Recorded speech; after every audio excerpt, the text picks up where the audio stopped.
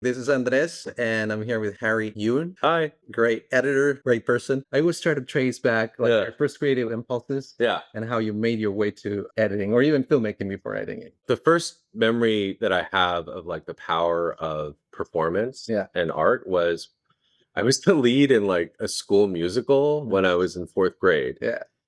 Still kind of getting used to having moved to the US, still sort of like picking up English and all of that. But what really struck me after was after the play was over and I was walking through this crowd of like all the sort of white parents or black parents or like Asian parents that were there. And they were all sort of like staring down at me as if like I was like their best friend or something. Mm. And I was like, whoa, like they just watched me perform. Mhm. And there's something about that intimacy that's kind of breaking down barriers in a way that's making them feel less intimidating to me as strangers and making me feel less of a stranger to them. And I still remember how like moving that experience was for me. It really like left an impression. And ever since then, I was really attracted to the performing arts Mm. and then ultimately to film. Right. And that's what storytelling is about. Yeah. Putting people in someone else's shoes and making that human connection. Yeah. You know what? It reminded me also of something we might have said before about how it is kind of similar for editors to work on somebody's performance Uh-huh. for a long time with with an actor, and then they they're so Yeah. intimately, Yeah. Yeah. and then the disconnect that it is when you meet them face to face, Was and they're amazing like, this 'cause is person. yeah, you feel like such a stalker, right? It's like you not only see them while they're performing and how their craft and what they're able to do, but you see them between takes. Right. You see what their mood is like, and Mhm. so like there's such an empathy that you start to develop because you have to sort of live in their skin a little bit. Mhm. So when you meet them at the premiere, you're just kind of like staring at them, like, and I'm sure they're creeped out by it because like they must know, right, that we're living with them in a way that they're totally unaware of, that they're not living with us in any way. And so, yeah, it's all you're right. There's such a cognitive dissonance. Yeah. How do you get into tech? Do you remember making a specific choice between the arts and technology at that point when you chose tech? So I was an English major in college. I spent a couple years in Korea just working and trying to relearn Korean Mhm. because I did have something in the back of my mind that said like, oh, if I am going to be a writer director, I'm going to want to write things in a bilingual way, Mhm. right? But I think all through my 20s there was such an ambivalence to choosing filmmaking as a career because my parents were first generation immigrants. I was, I get it. 1.5, and that coincided with a time in which their small businesses started to get progressively harder for them to run and financially less successful.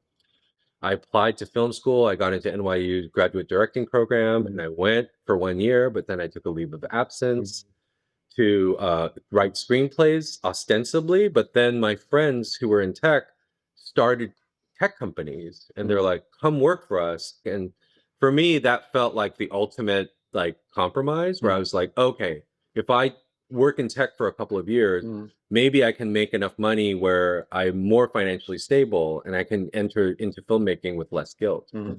Well, it was a good plan until the dot-com bust. All right. Yeah, and then, San Francisco, all these companies that were flying high, all of a Mhm. sudden their valuations were like next to nothing. Right.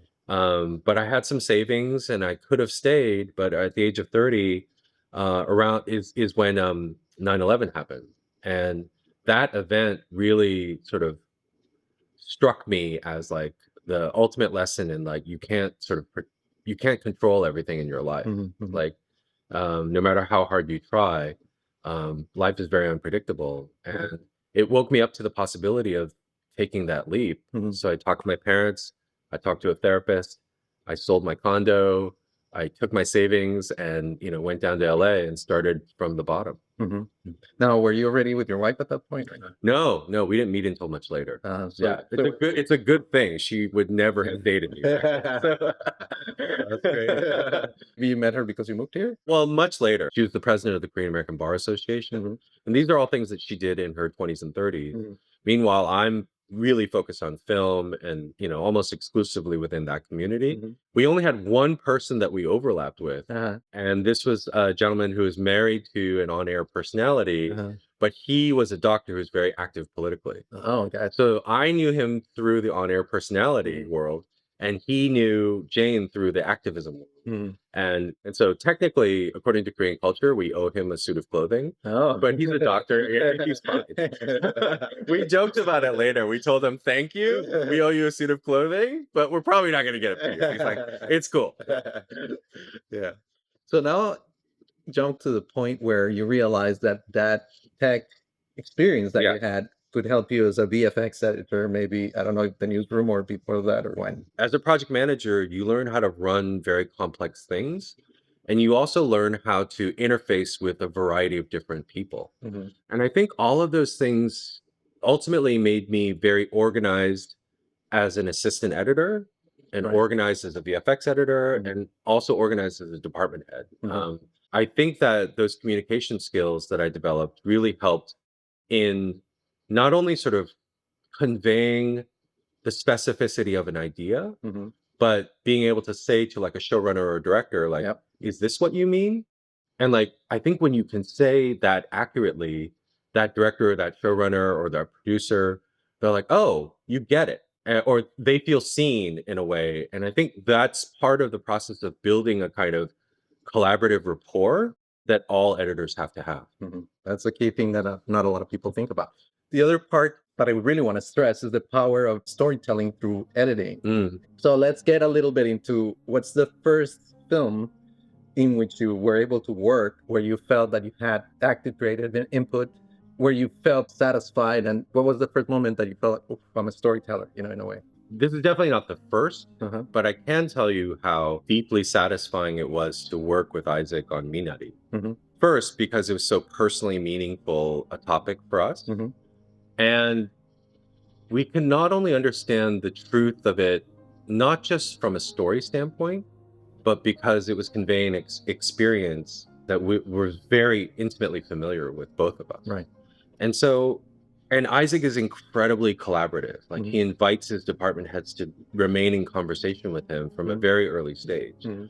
We started talking during pre-production about the script. Mhm. And so much of what um, I try to be and what I see my role as someone who's focused on story, is to be an advocate for the audience's experience. And that begins at the script stage Mhm. where I read it and I'm both sharing what delights me about the script, what I'm intrigued by, Mhm. what it reminds me of, but also what questions I have, right? Like I'm not quite understanding what's happening here, or is or is this sequence, what is it meant to say about where the character is in this moment Right. of the film?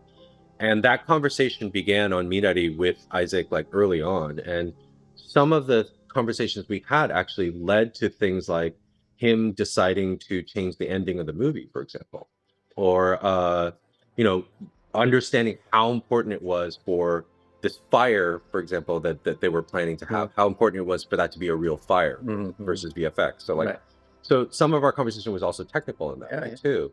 It was so satisfying, not just because Isaac was collaborative, but it was so satisfying because it started to feel like so much of the work that I had done before, Mhm. like on the newsroom Mhm. or in the indie features that I had Mhm. cut, all of that technique was now being employed for a story and with a filmmaker that I had such a deep personal connection with. Right. And that's something that, like, when you asked that question, that's the first thing that came to mind Mhm. because of that. It felt like, oh, I'd been preparing to work on this film. Yeah. And I wouldn't have wanted to work on it without having that kind of experience and preparation Mhm. so that I could bring my best to the material. Of course. I mean, it's a beautiful film and one that touches all of us. I hope every human and compassionate human, but also for us immigrants, Mhm. it touches Yeah. a very deep, Yeah. part of ourselves. Those type of stories are very important for us to share. I mean, I feel honored every time I get to work or amplify the work of somebody who's lived that, because I feel it's like at the essence, the foundation of this country and its identity. Yeah, absolutely. And I wanted to know, because I've seen either those choices or that happenstance or fate that you've made many films that I feel are very deep, that have that deep human connection and a lot of empathy. So if you want to talk a little bit about what it felt for you to do that film, coming from your background, immigrant background, and what you feel about diverse voices in general, whether it's based on, in my case, it's a moral stance, but I know maybe faith plays a role in the choices that you make. It's a great question. Um, I think maybe it's because what started me on the path towards storytelling was the experience that I had in my Asian American literature and Asian American history. And the experience I had was feeling like I had unearthed a treasure. This literature was something that I was not exposed to growing up.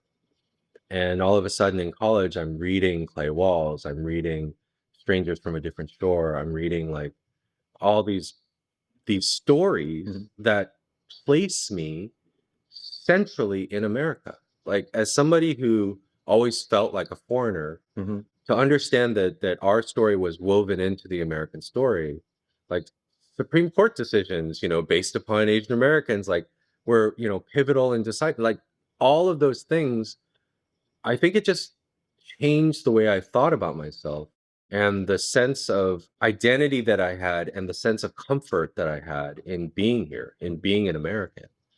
And I think that's why I've always been attracted to those types of stories because I think they have the opportunity not only for the people who happen to be in that people group, whether they're immigrants or Asian Americans or queer Americans, like any of those things, like it's that it has the potential to make that audience feel seen, but it also has the potential to break down barriers. Like that moment when I'm walking through all those parents, right? Like it has that ability to say for them to see a humanity that they can identify with and therefore humanize someone that might be other for them. It was so exciting and deeply meaningful for me when that happened to me. And so naturally, I gravitate towards that.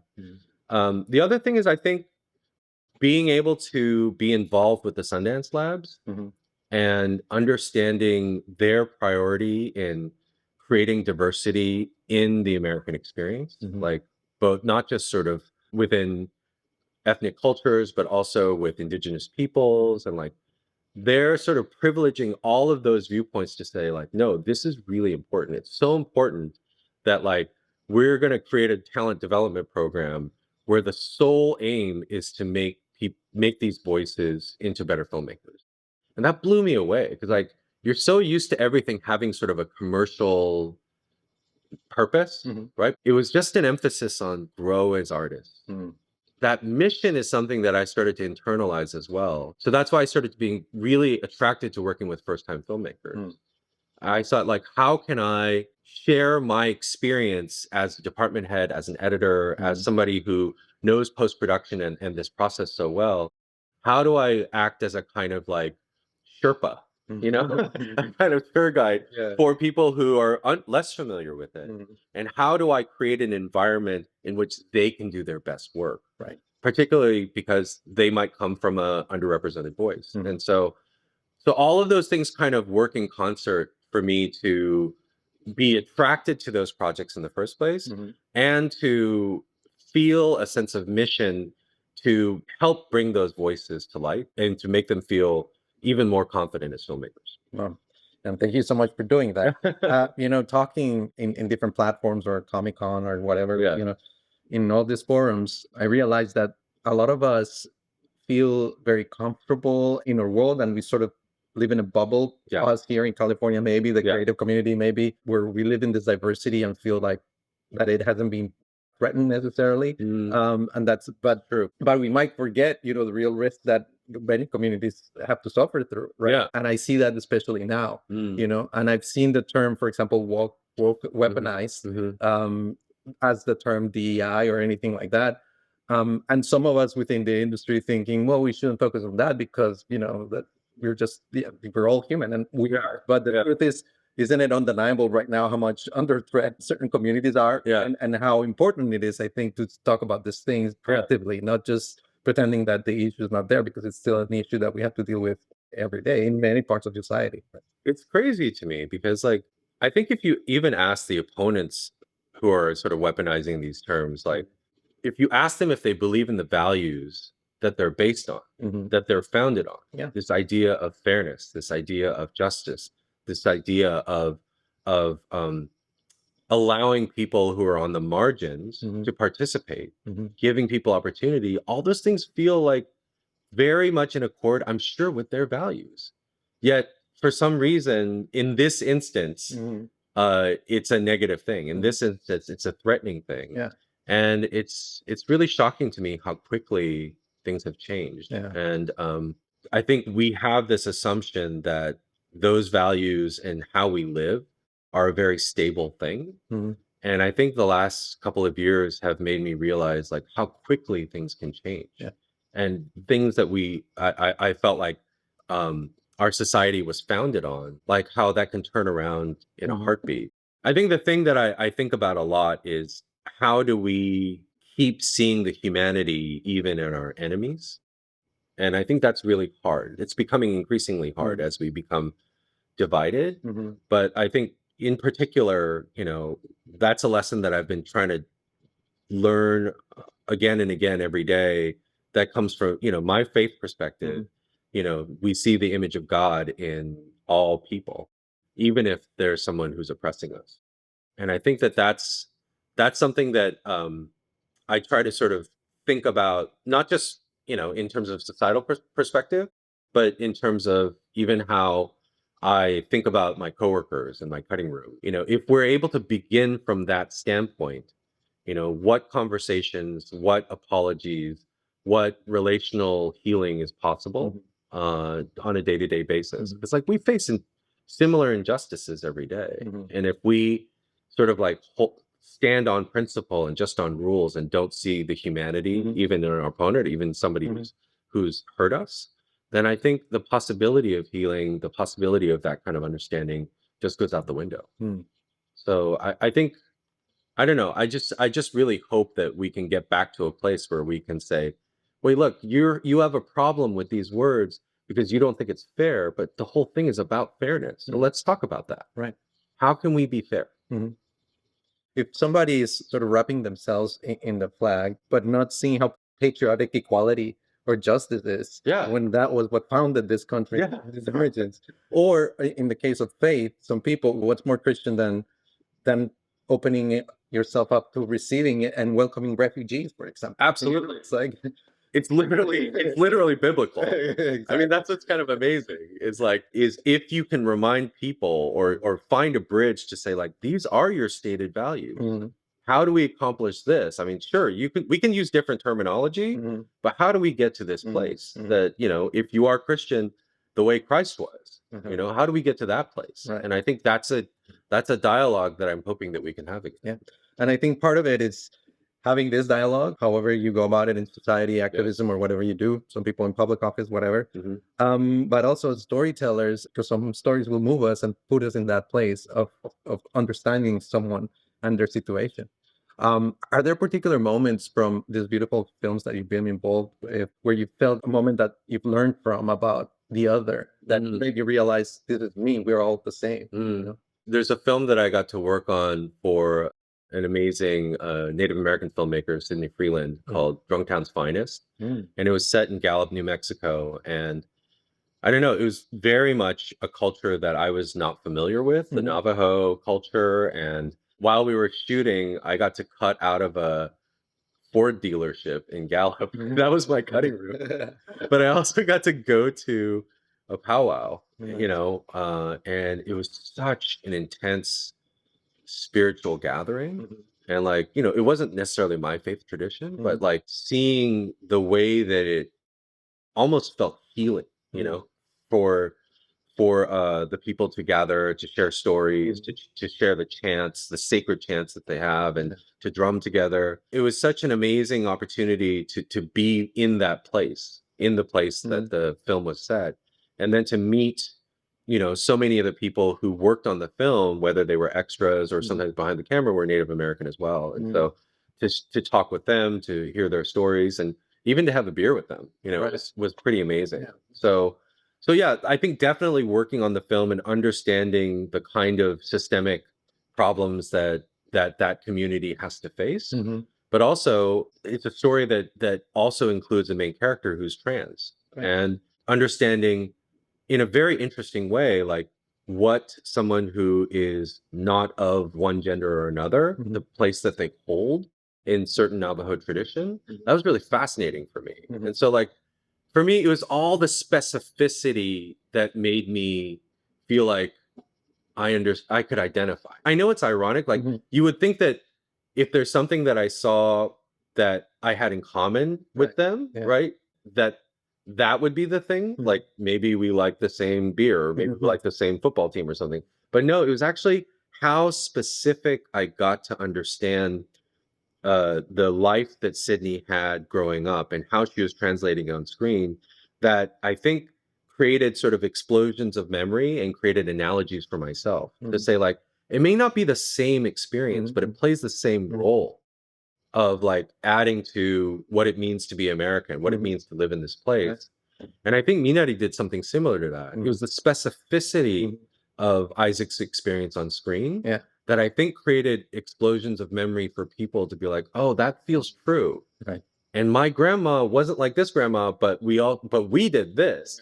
We didn't watch wrestling, we watched game shows Mhm. on TV, Mhm. or something like that. But I think there's something about that level of specificity and bringing that newness that I Right. think creates that identification. Yeah. So, yeah. I think it's also because the differences are so superficial, Yeah. but the way we feel The and relationships. the Yeah. relationships Yeah. are all the same. Yeah. And sometimes what the specificity adds, I think, is just a degree of honesty where you feel these are real people. The more specific you are, the more you feel, and you can recognize yourself even in the differences, right? That's the perfect way to say it. Mm. Yeah.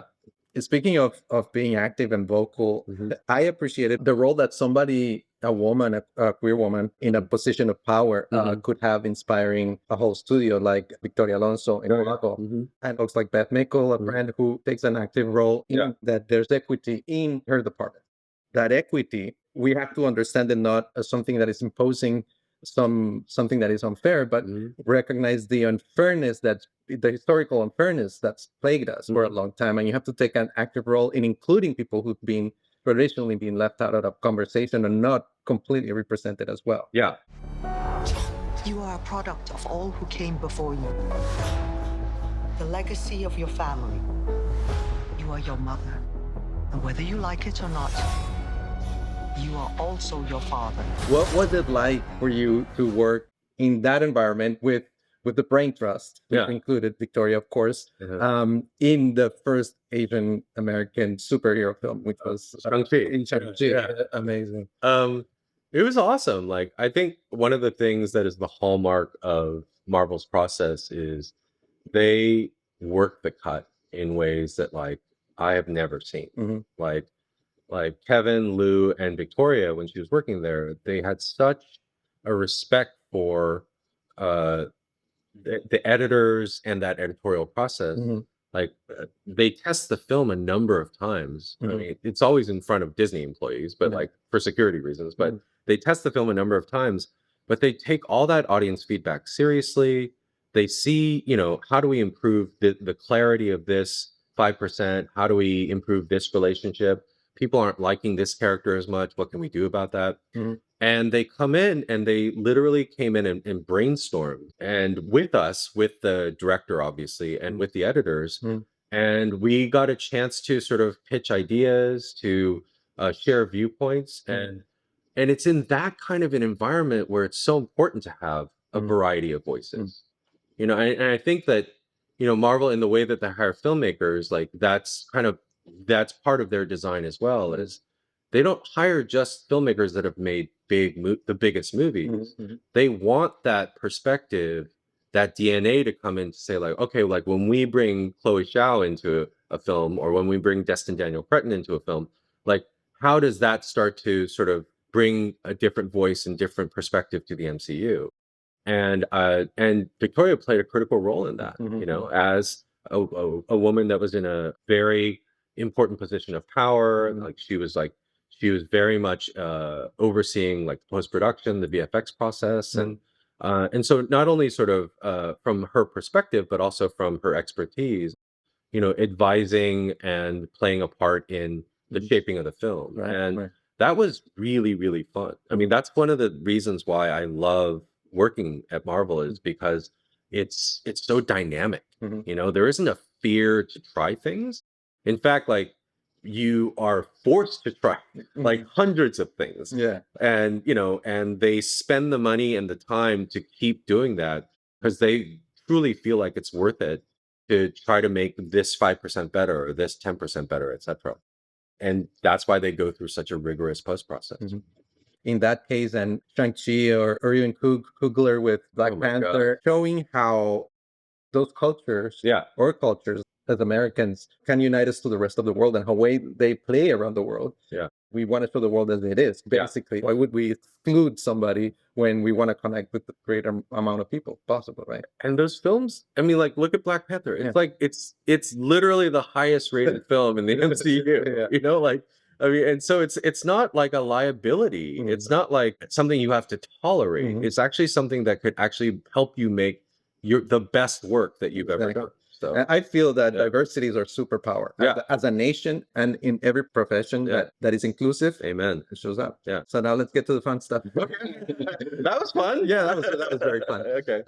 I know you came in late in the process when it comes to Shang-Chi. Yeah. It obviously opened maybe some opportunities that you wouldn't have had otherwise, as far as shaping the story in a different way. Yeah. When you come in at the third act, and can you remember something that excited you about that part of the process in Shang-Chi specifically? Well, yeah. I mean, I think one of the reasons that I was even able to come on was that Elizabeth Ronald's daughter had to move on to a different project because the timeline had been extended because of COVID. Right. Like they were shooting in Australia during COVID, so they were shut down for a while.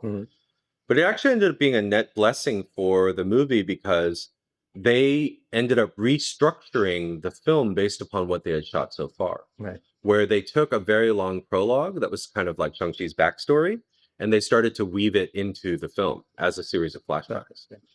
So because of that big structural change, one of the benefits of having me on as fresh eyes was I could sort of like, because I hadn't been involved in the making of it, I could respond to it much in the same way that an audience would.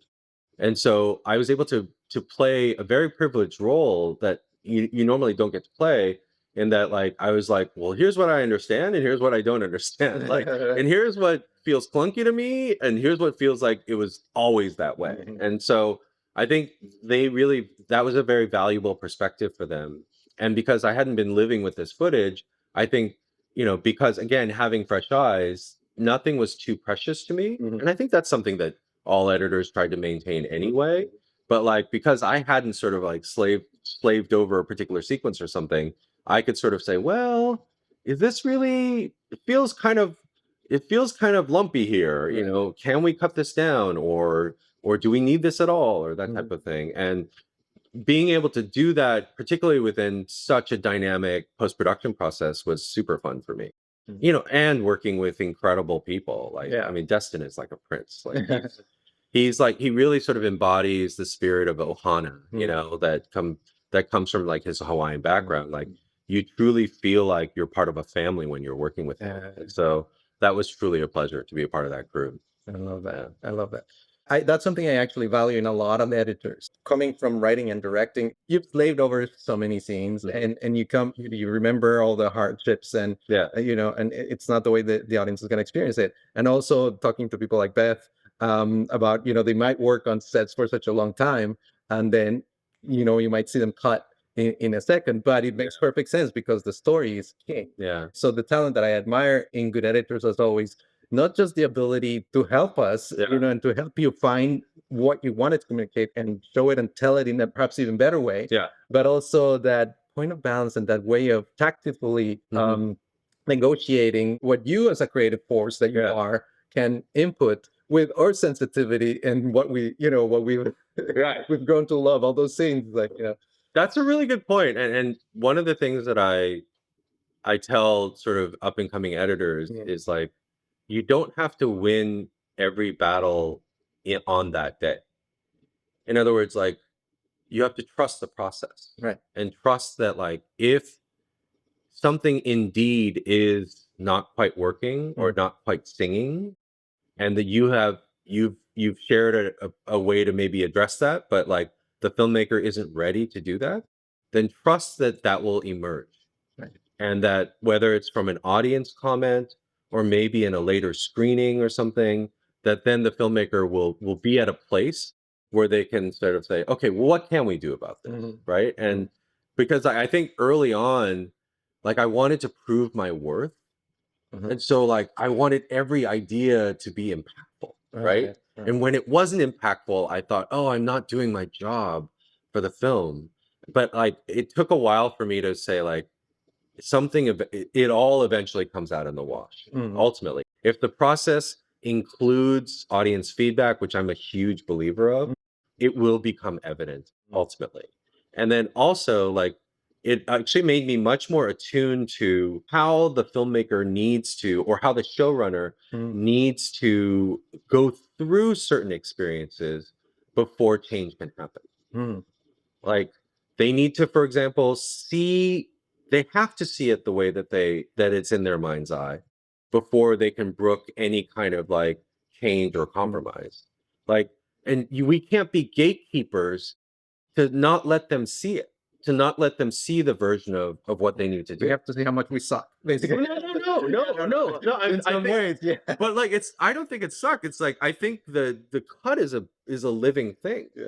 And you don't know how it needs to change until like Yeah. it's there in front of you. The first assembly, Yeah. where the horror gets created, and you're like, well, you have to see that before you start. Yeah, well, it's true. Like, I mean, what I always say is that the editor's cut is to show the filmmaker or to show the showrunner everything they have, Yeah, yeah. and inevitably, like, it never looks the way they expect it to. All they see is what's not there, Mhm. and they're reminded of all the terrible things that happened on set, or this particular uncooperative actor, or something. Like, they're watching it. That is an exercise purely in seeing what's there. Mhm.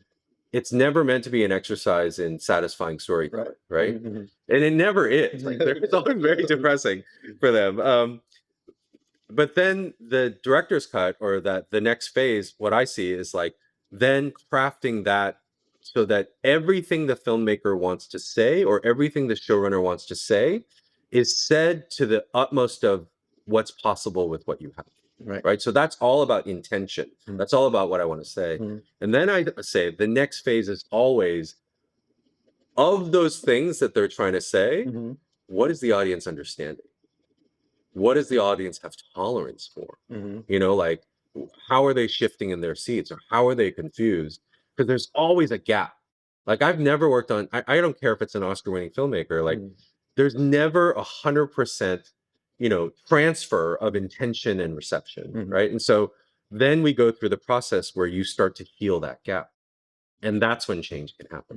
Mhm. And so, like, that's kind of how I see my role through that process, and how I can shift the way that I work to facilitate, that crafting of intention, and then facilitate that sort of healing of like the gap between intention and reception. That's perfect. Yeah, and that's the beauty of collaboration. Yeah. You know, and in your experience, Mhm. I was talking about this with a friend, how, I may have a very clear idea of something that I'm going to direct, but I don't want to give line reading to my actors because I don't want to keep them from fully expressing their own creative impulses. Mhm. And there's a balance to have there. I mean, you cast them for a reason, right? Yeah, exactly. So, from your perspective as an editor, working with directors, Yeah. which experiences have you found where it could be more challenging or more helpful that the director has a clearer cut over being more open? Every director starts as a puzzle for me. Yeah. Unless I've worked with them, I don't know how he or she can best work in this process. And Mm. so day by day, as we're working together, I have to sort of figure that out. Like, should I should I suggest more or Mhm. suggest less? Should I move quickly or slowly? Mhm. How long can a work session be, or before we start to lose focus? Mhm. How often should we screen something or avoid screening Right. something? Like, so that the cut doesn't become overworked or something.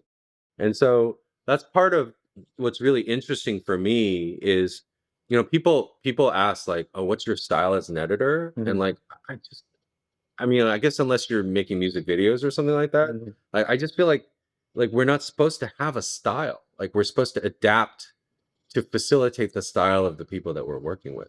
And how do we create an environment in which that's possible? Absolutely. That said, I mean, I probably, for me, I probably flourish more when more collaboration is possible.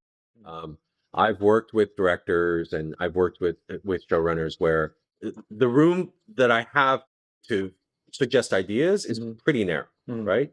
But you know, I've had to learn to not be resentful. I've had to learn to not sort of come at that from a place of fear or anxiety. Because like, you could say, oh, does that mean that I'm not good? Does that mean that my ideas are bad? Right. Right? But no, but what it probably means is that's how they need to work. And I have to honor that. But I can tell you that I have a lot more fun when the room to suggest, the room to sort of interact, to try different things. There's more room for that because then I feel a kind of like creative flow in a way, and not sort of stultified. But that said, I still feel like my role is to keep again focusing on that environment so that they could do their best work. Definitely. Yeah. That's not too dissimilar from the way in each project directors have to learn how to best care for their actors and get the best out of them. You know, Absolutely. so receptive to their feelings and their way of work, which can be Your communication strategies have to adapt. Yeah, exactly. You mentioned showrunners, so we should touch upon perhaps the difference between, for example, in the case of Beef, coming into a project and basically setting a template of the way it's going to work as far as the editing, because you're there for the pilot. Yeah. And maybe on Euphoria, when you come later, what that collaboration is like when something has been already established for you. That's a great question. I think that's the most notable difference is that, what I tell editors when they're coming into series is like, you're not making one movie, you're joining a machine designed to make multiple movies. Therefore, the role that you play is going to be more specialized, and time and efficiency demands that it be more specialized in a way that's different than when you're on a feature or when you're cutting a pilot, in which you're establishing, the model for, you're either doing that one movie or you're establishing the movie that then the machine will be sort of based on. Right. And so that's why I enjoy both. I enjoy both processes because I love working in a well-run team like we can on a series to say like, hey, we're all in it together. Let's watch each other's cuts. Let's talk about like, how's this character, like, what's this character doing in your episode? And like, so do I need to sort of give a hint of that? Because I know that the showrunners are thinking about this, like, but it's like, it's not just solving the puzzle of your cut, you're solving the puzzle of the show.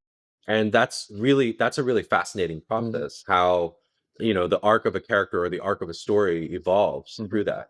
But yeah, so even though, coming onto a show where the look and the feel and the tone and all those things are established, you know, isn't necessarily as kind of a blank slate as when I work on a feature, I still really enjoy it because there's always problems to be solved, whether it's those tone style problems or how do we fit this story within this, with these constraints. Because like, as you know, constraints aren't a bad thing. There are opportunities. Yeah. There are opportunities to be creative and to solve problems. And, I think they focus you more. And also you have other editors and other assistants and a bigger crew, when you're working on a series. And I really love that. I love that sense of community. Yeah. There is something wrong with me. An emptiness. I'm just drifting. So Thunderbolts. I'm so happy you like it. It's interesting seeing something that is exciting and in comic book characters, heroes, it's great, but also seeing the depth of emotional development and specifically talking about mental health issues, addiction, is something really hard to pull off that you guys accomplished in a great way. And even if it doesn't make the emptiness go away, I promise you it will feel lighter. How do you know? Because it already has for me.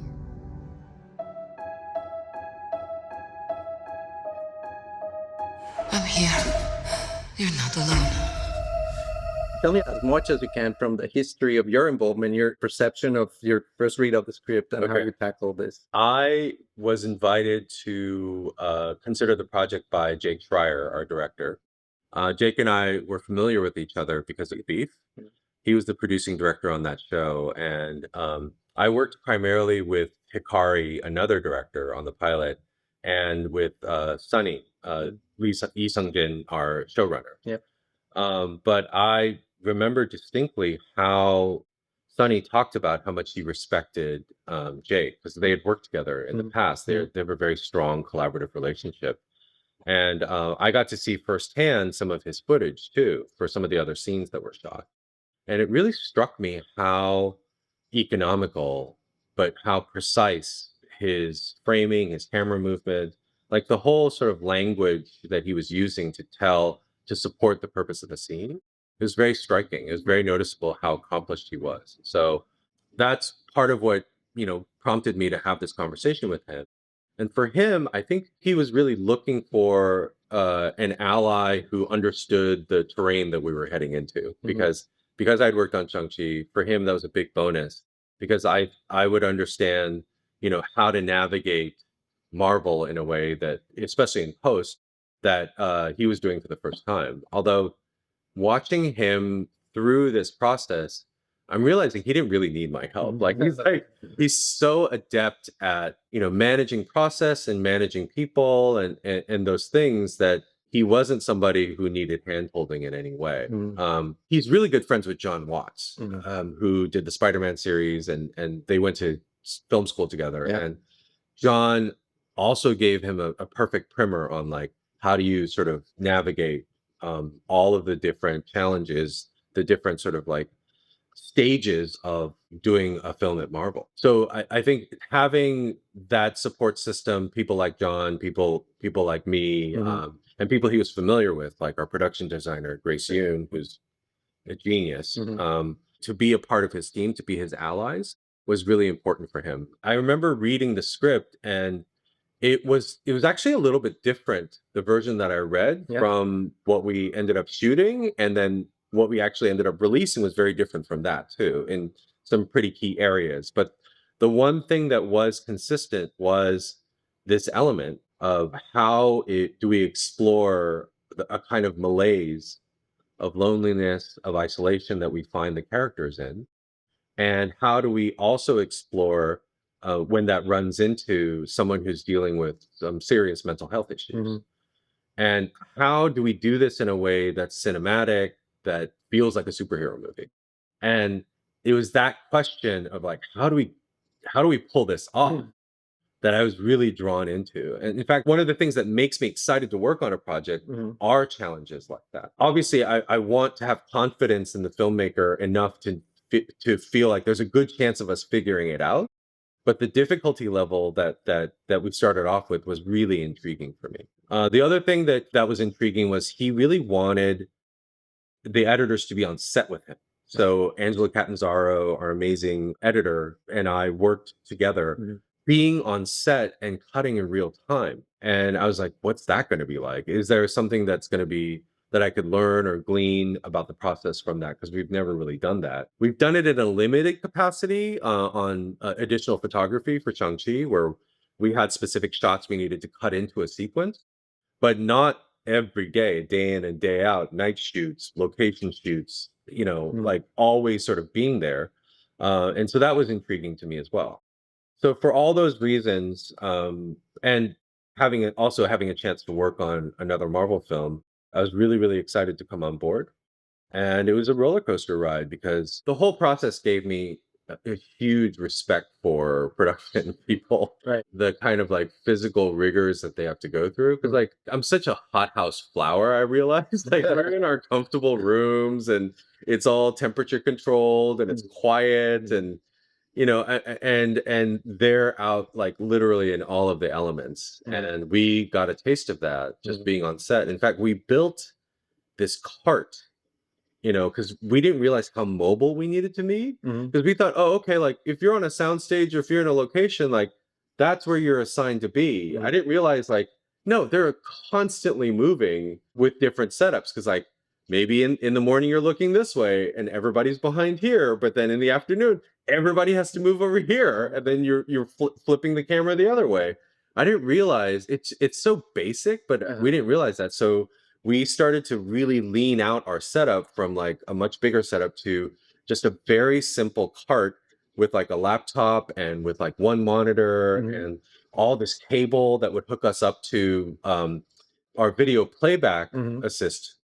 Because what would happen is, as soon as the director called cut, we would grab that file on his hard drive, copy it over to ours, link it in the Avid, and cut it in like within seconds. Wow. Like that's what we had to do, because sometimes the AD would be like, cut, okay, waiting on editorial, like like because I'm sure he was annoyed that this additional process was eating time out of his day. But then, like, as soon as they yelled cut, like, I knew that Jake was walking over to us. And I was like, we have to have it in by the time he walks over to us. And but yeah, so it was fascinating to be able to sort of show piece by piece, particularly for like really complex fight sequences, like the first fight in the vault. Yeah. Like everything needed to connect.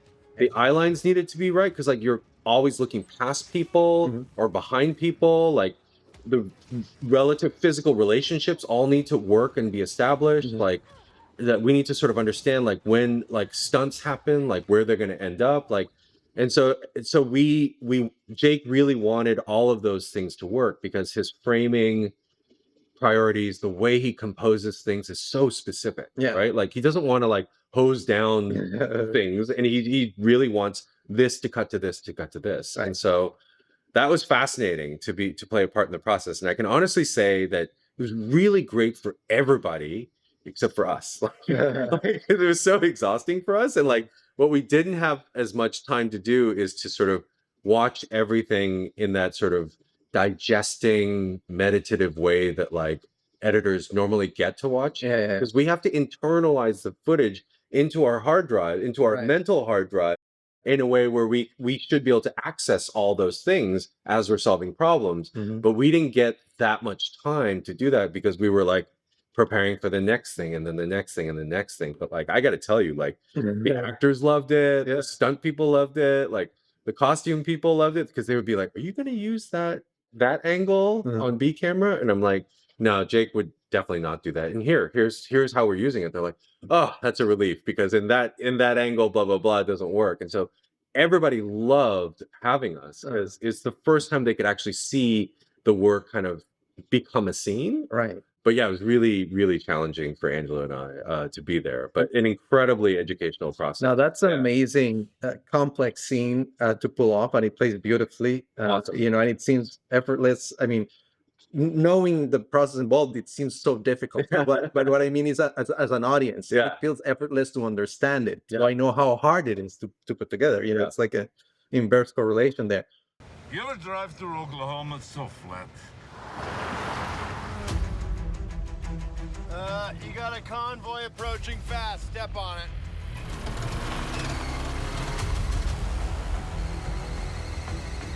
Come on, baby. Okay, a bit faster, please. Lexi! Okay, don't worry. Engaging defensive measures. Oh my god. Wait, that's not supposed Oh my god. How much of that, or how flexible are you with that afterwards when you do have the time to analyze it? I think the way that Jake thought about this process was not as this is our cut, but it was like, do we have everything? No. And so for him, it was like, what might we be missing, like rhythmically, for clarity, you know, that type of thing. Like, for example, like when there's a big car chase scene that we have, right? There was, when we were putting it together, and we could see sort of cut for cut, like how, for example, like Bucky slams his hand into the asphalt, you know, like what has to happen. We realized, oh, we might be missing a rhythmic beat before the reaction happens. I'm trying not to spoil too many things, but like before something happens on screen. Yeah. And so it was like very useful for that type of thing.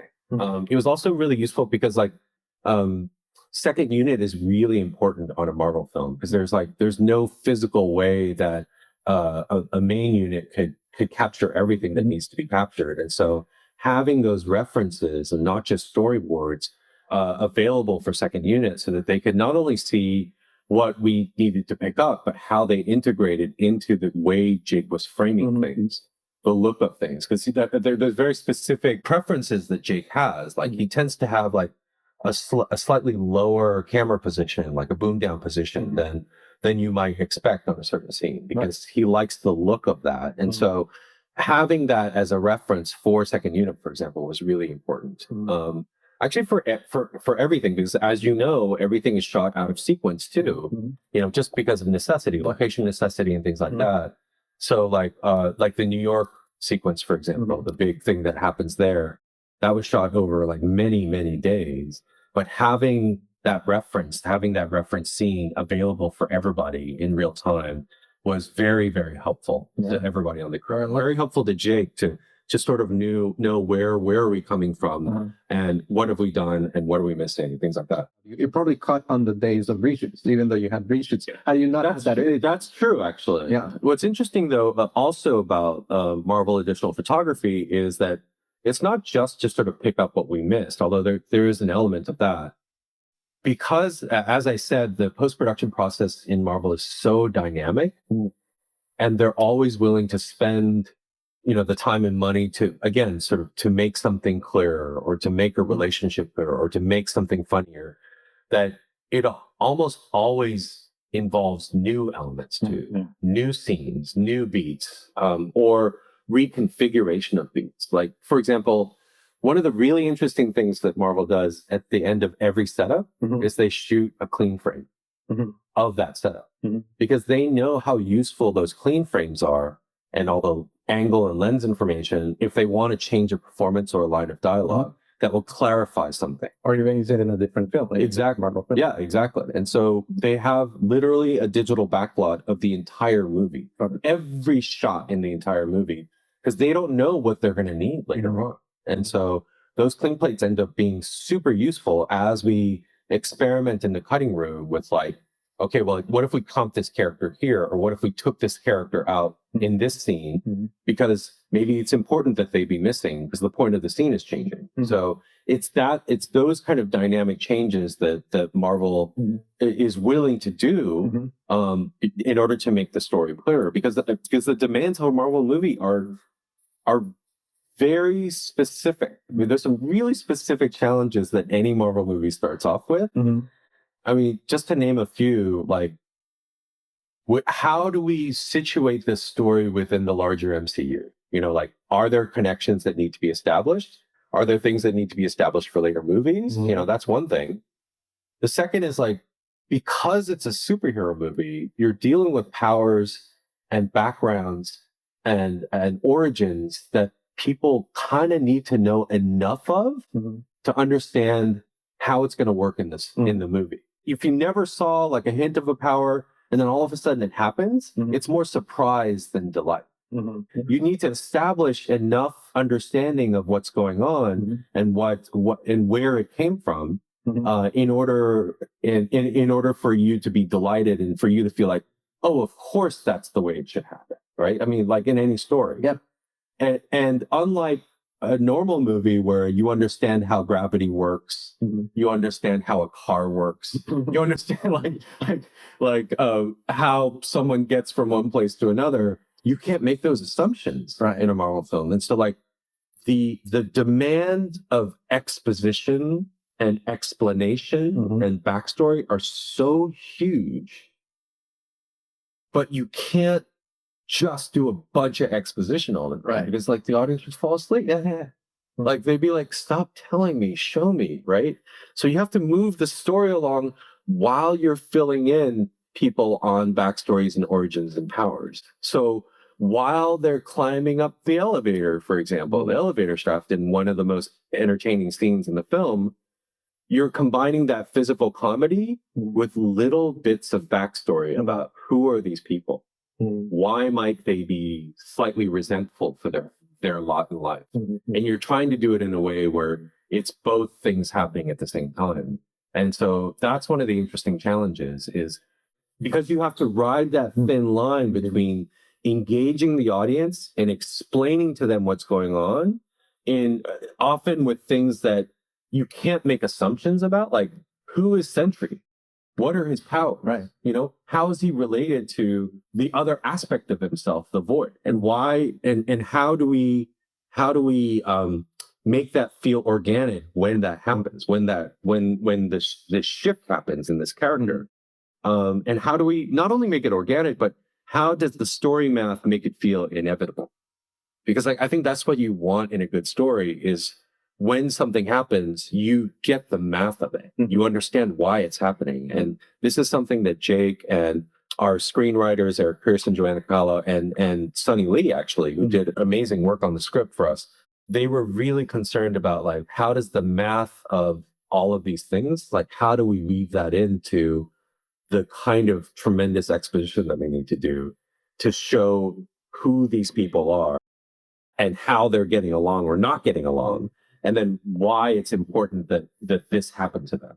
That's why the post-process is so crazy, is because of those specific challenges, there's always something you're missing, or always something that's not clear for the audience. And when something's not clear, they tune out just enough where then the later things don't become clear, because then their minds are still trying to work out this thing. Like, I think that's why the additional photography is necessary. That's why we're always in such an intense, editing process to clarify those things. And that's what makes it really fun. I cannot stress enough how impressive this film is in those terms, in terms of moving the story along swiftly, and the cumulative effect is so effective also, because it's longer than we perceive it to be. Yeah. and not everybody is like me, a comic book geek who might know certain things about the power. Right. Marvel also wants to reach people who are seeing this for the first time, and even for geeks, because there's such a creative impulse to change and evolve with the powers. They're not one-to-one there in the comics. Right. So you have all of this information, and in this film, you never stop to think about it. You never see it. It just flies by. You mentioned how the story was one in the script stage. You had one perception of it and how it ended up. How is it different? Where do you feel that your input might have been more satisfying for you? I think the start of the film, in how we establish the characters and what their problems are, that stayed pretty consistent. Okay. Most of the editorial around that was, what can we remove for the sake of pace that doesn't get in the way of clarity? Because so much of it because on the page there were more lines that explained this, this, and this, and set up this, this, and this. So it was both a process of realizing that we needed to change some of those lines to something where the wording was consistently adding up to something. So, for example, the way that we talked about who Bob is and his background and his condition, the specificity of that wording changed from the first draft and all the way through our edit, because he goes through such an important, not just a physical change, but he goes through an emotional change where he starts off being very sympathetic and having this really important connection with our protagonist, Yelena, at the beginning. But then he turns. And so, like, we needed to figure out, like, how do we justify the turn? How do we make it seem like something that makes sense to an audience? And our first attempts, we realized, like, the audience wasn't getting it. They're like, well, why does he change his mind like that? Why does he shift allegiances in that way? And so there were things that we needed to calibrate for that.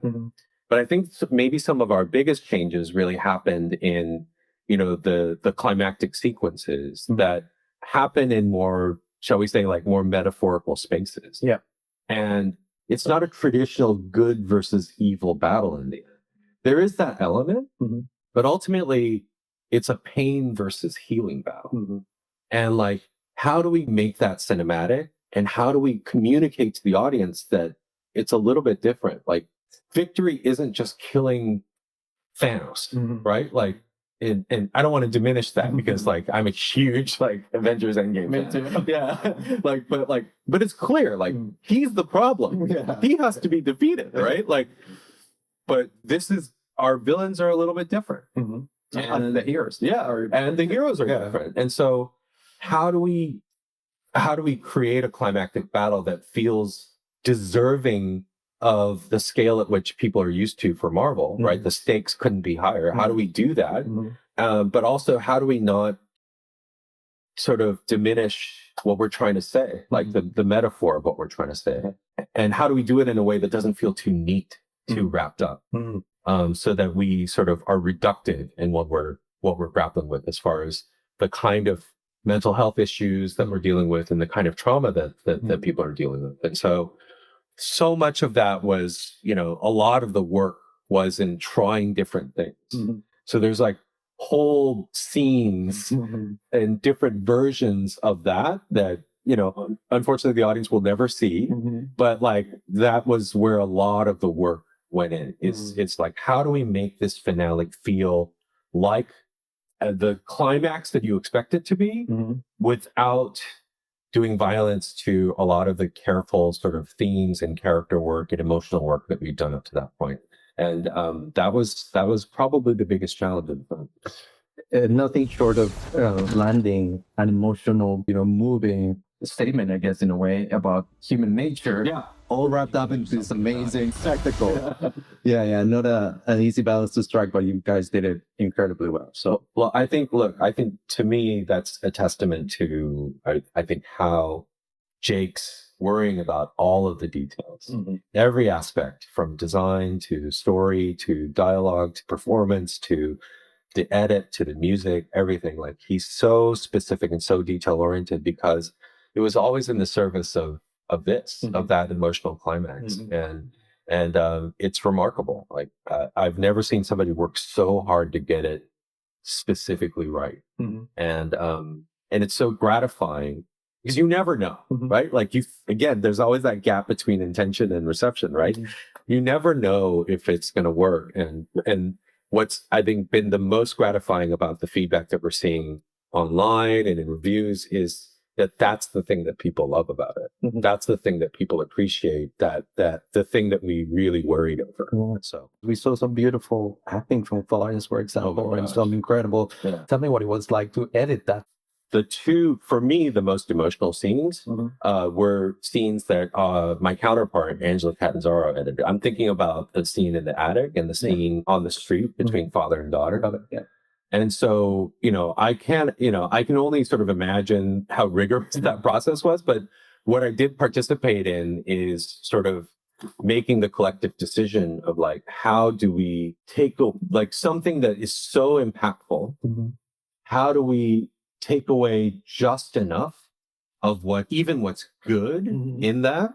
Because like, Florence, she's a total rock star. Like, that scene on the street was actually much longer than what you see in the film. But like, in hindsight, of course, like now that we've seen it, out in the public, that's what you need, right? And to have included more of what is an incredibly moving performance would not have served the overall film in the way that was needed. And so, that's the decision making that I most admired, that Jake and Angela were doing in crafting those scenes. It's like surgically taking out a line here or a look here or an exchange here, so that what was left was just enough that you loved what was going on and you were leaning into it, but not lingering too long, so that ultimately you kind of lean back and you're waiting for the next thing to happen. Yeah.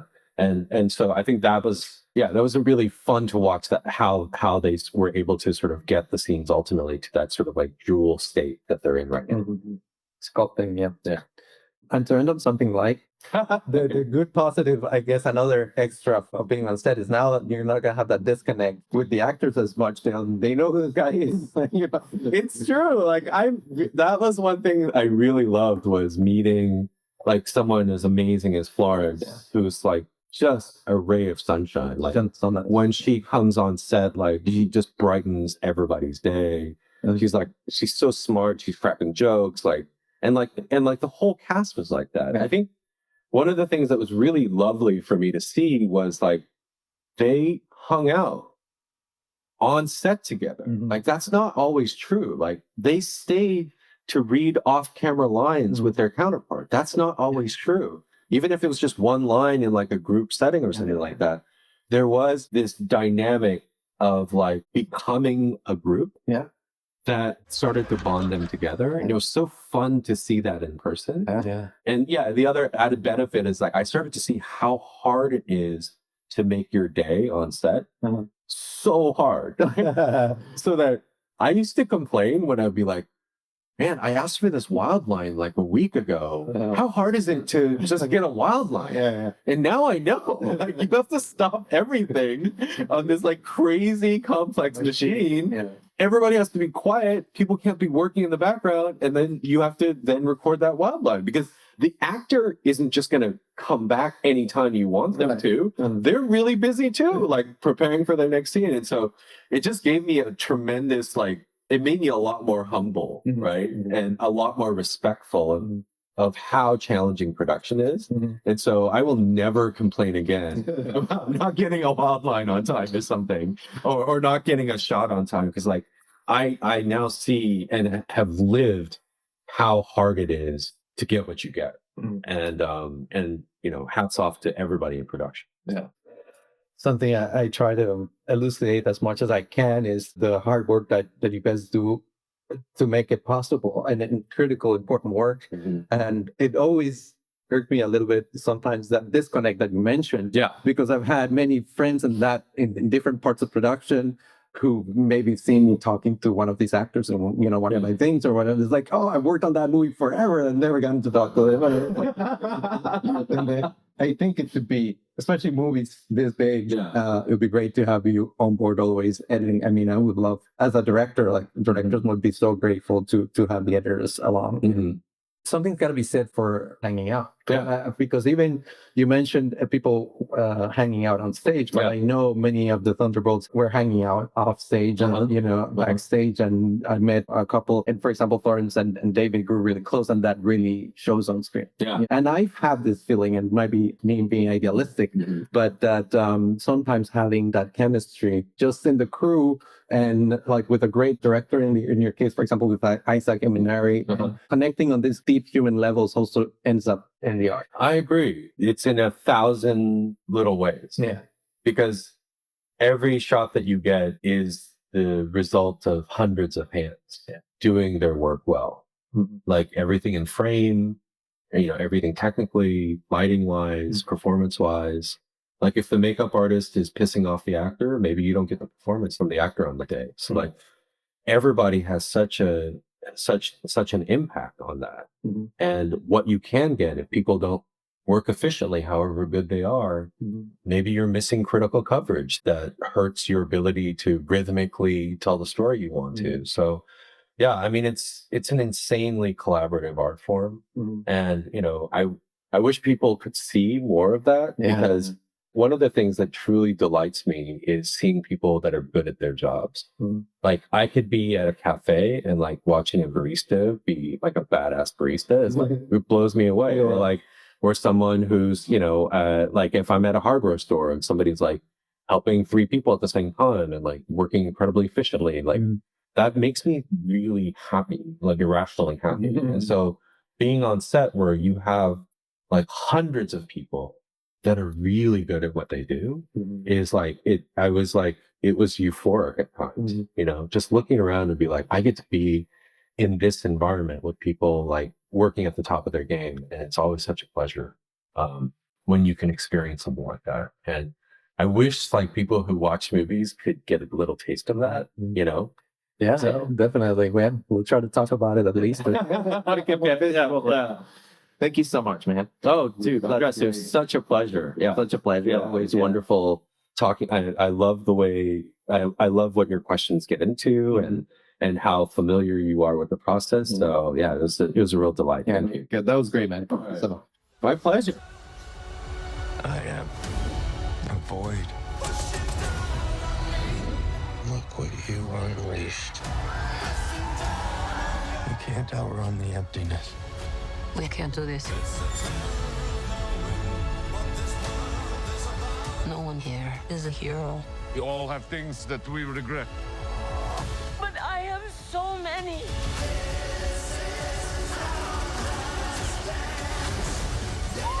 Lena, when I look at you, I don't see your mistakes.